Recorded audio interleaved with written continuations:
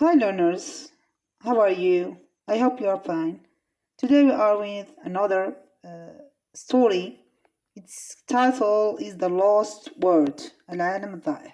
So please follow me, listen and repeat.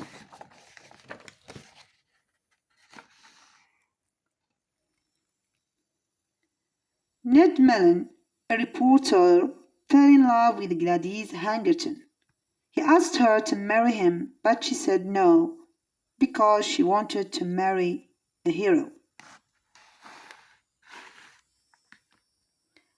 Ned went to his editor, Mr. Ardle, to see if he could give him a story that would impress Gladys. Mr. Ardle sent Ned to interview Professor George Challenger, who said that he had discovered living dinosaurs in South America.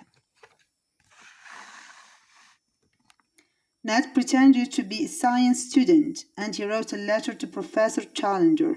He asked him questions about one of his lectures at the Zoological Institute. Professor Challenger met Ned and invited him to his lecture in the institute. A few people in the audience made fun of Professor Challenger when he said that there were still living dinosaurs in South America. So a group of people went there to see if Professor Challenger was telling the truth.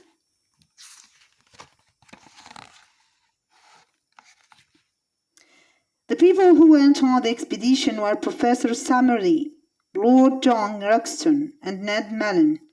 As the three men were preparing the ship to sail to South America, Professor Challenger arrived and gave them an envelope and told them to open it at a specific date and time in the town of Manos. The men arrived at Manos and they hired 6 natives, but when they opened the envelope, they only found a blank piece of paper. Professor Challenger joined them soon after, with 2 native Indian guides, and told them that he would be traveling with them on the journey.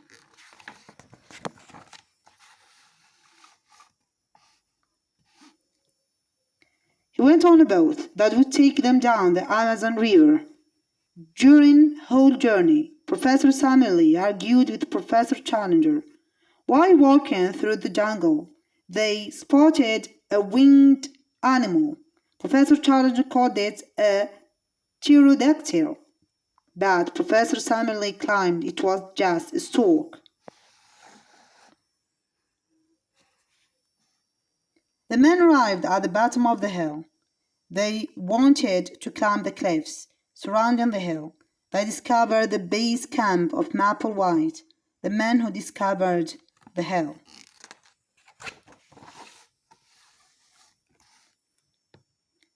Years ago, Professor Challenger went to save Mapplewhite's life, but White died before Professor Challenger could reach him.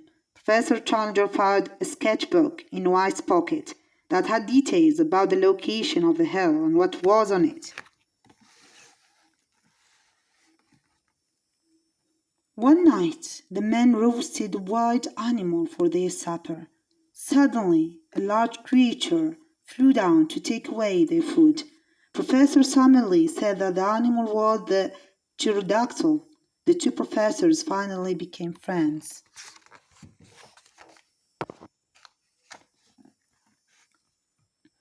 The men reached the hill and climbed it using a tree as a bridge, but one of the natives pushed the bridge down and the men were stuck. The native did this because he was angry at Lord John for killing his brother.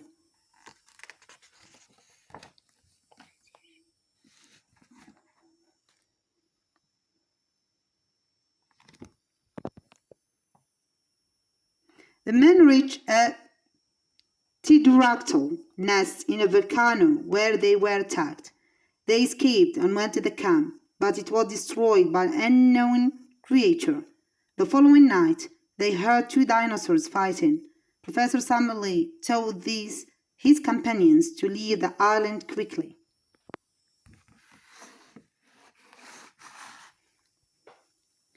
The next evening, Ned saw some caves with lights inside. He knew that the lights were made by human-like animals. He returned to the camp to find the others missing. Lord John returned to the camp the next morning. He had escaped from a group of ape-men who had captured them all. Ned and Lord John ran to rescue Professor Challenger and Professor Samuel.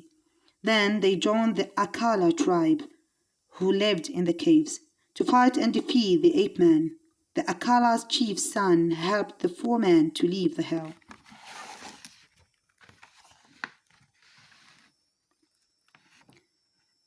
They returned to London. Their report to the Zoological Institute was very surprising. Professor Challenger saved them a live pterodactyl as evidence, and the men were seen as heroes. Sadly, Ned learned that while he was away, Gladys married another man. The famous four became very rich because Lord John brought Jack diamonds from the hill. Thank you for watching. This is the end of the story. See you for next stories. Goodbye.